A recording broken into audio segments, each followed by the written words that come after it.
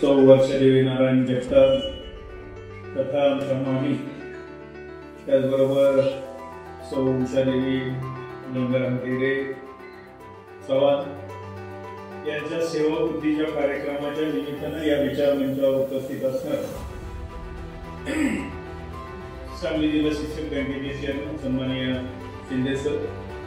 त्याचबरोबर या ठिकाणी या विचारमंचावर उपस्थित असणारे पंचायत समितीचे सभापती सन्माननीय बाबासाहेब गायकवाड, ज्यांनी आत्ताच आपलं मनोगत व्यक्त केलं ते अन्सर शेख, आणि त्याचबरोबर या विचारमंचावर उपस्थित असणारे भोसले सर, भूपेंद्र कांबळे, निलेश बावणे, त्याचबरोबर राजेंद्र कोळी सर, या ठिकाणी उपस्थित असणारे संतोष मोठे, त्याचबरोबर माने पाटील सर, आणि ज्यांच्या प्रेरणेतून हा कार्यक्रम होते खऱ्या अर्थाने या स्टेज मागचे खरे कलाकार ते अभिलाषा शिंदे, त्याचबरोबर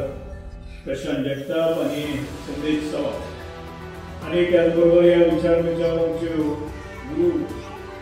त्या ठिकाणी चव्हाण सर, आमचे मामा नारायण मामा, त्याचबरोबर पवार सर, आणि आपण सर्व उपस्थित असणारे जगताप आणि ढेरे चव्हाण प्रेम करणारे सर्व परिपावले, त्याचबरोबर इथे उपस्थित असणारे सर्व त्यांचे मित्रमंडळी, पालकवर्ग, कारण माणूस हा नोकरीला लागल्यानंतर नियतवे सेवानिवृत्त होतो, आणि मग सेवानिवृत्त होत असताना मग अशा पद्धतीचा आपण कार्यक्रम ज्यांनी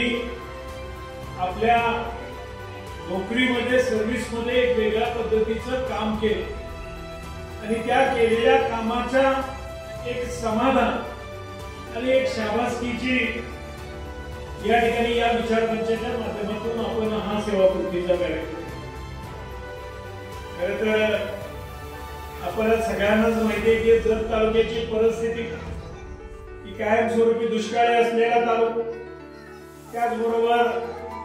भौगोलिकदृष्ट्या सगळ्यात मोठा असलेला तालुका, आणि मग पाण्याबरोबर सगळ्यात मोठी जर कुठली चणचण भासत असेल तर ती शिक्षकांची चणचण भासत. कारण गेल्या 5 वर्षाच्या कालावधीमध्ये ज्या ज्या वेळेस शिक्षणाचे प्रश्न आले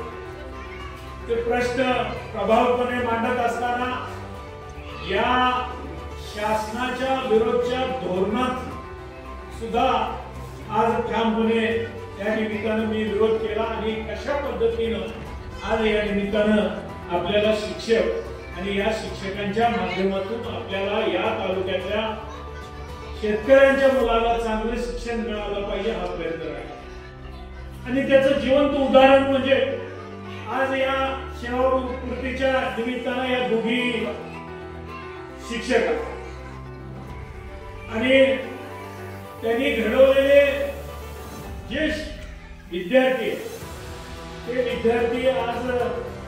श्रेया ढवळे आणि ज्ञानेश्वरी म्हणजे 4थीच्या आणि 2रीच्या मुलींना आज या निमित्तानं स्टेज डेअरिंग मिळतोय, आणि स्टेज डेअरिंग मिळत असताना त्याच्या पद्धतीनं तिला नेमकं काय विषय द्यायचा आणि कोणत्या पद्धतीनं मांडायचा हे आज आम्ही एक लोकप्रतिनिधी होऊन सुद्धा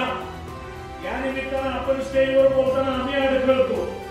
पण आज त्या दोघींच्या माध्यमातून या दोघींचं जे काही कार्य आहे ते आज या निमित्तानं आपल्याला बघायला मिळालं. आज ज्या पद्धतीनं मामींनी आमच्या भावना व्यक्त केल्या, थोडंफार मामींना भावना व्यक्त करत असताना प्रशांतचा सपोर्ट होता, पण ज्यावेळेस ढेरे मॅडम आपल्या भावना व्यक्त करायला उठल्या त्यावेळेस माझं बारीक लक्ष होतं, समोर संदेश उभारलेला होता, आणि थोडं पात्र पूर्ण बर्डन मॅडम या ठिकाणी संदेशच्या रूपानं आलं, पण त्या ज्या भावना व्यक्त होत होत्या त्या भावना व्यक्त होत असताना त्यांनी केलेलं काम, कारण शिक्षकांना खऱ्या अर्थानं बोलायचं भरपूर असतं, पण वेळेअभावी आम्हीच म्हणत असतो तुमच्या शिक्षकांचे कार्यक्रम म्हणजे आमचे 4 तास, पण वेळेचं बंधन पाळून आज ज्या पद्धतीने आम्ही भावना त्यांनी व्यक्त केल्या. आज एकीकडे विनायक शिंदे सरांनी महाराष्ट्राच्या शिक्षण धोरणाच्या संदर्भातल्या ज्या काही खंत व्यक्त केली ती वस्तुस्थिती, खरं तर ज्या शिक्षणाच्या माध्यमातून भारत देशातला हा विद्यार्थी घडत असतो, पण आजच्या अलीकडच्या काळात फक्त आपल्याला वेगवेगळ्या महामंडळांच्या माध्यमातून आज आपल्याला आश्वासनच मिळत आहे, पण खऱ्या अर्थानं ज्याच्याकडे लक्ष पाहिजे एक पाणी, वीज आणि त्याचबरोबर खऱ्या अर्थानं शिक्षण. पण शासनाचं अलीकडच्या काळात जर बघितलं धोरण तर ह्या विरोधात या निमित्तानं आपल्याला त्याचं ध्येय धोरण आज बघायला मिळतं. मी तर कायम अधिकाऱ्यांच्या बरोबर भांडत असतो की अधिकाऱ्यांनी कुठलीही योजना आणत असताना किंवा त्याच्यातला नियम बाजूला ठेवून त्याच्यातला